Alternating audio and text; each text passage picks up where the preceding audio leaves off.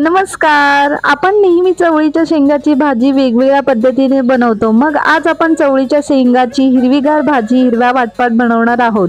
सर्वप्रथम ताज्या चवळीच्या शेंगा हाताने मोडून घ्या. काही जण ही भाजी बारीक चिरून घेतात, पण मला हाताने मोडलेली भाजी अधिक चविष्ट लागते. मोडलेल्या चवळीच्या शेंगा स्वच्छ धुवून घ्या.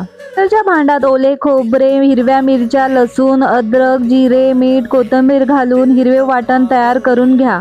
भाजीच्या फोडणीसाठी कढईत तेल गरम करून त्यामध्ये मोहरी, जिरे, कढीपत्ता, कांदा, टोमॅटो घालून छान परतून घ्या.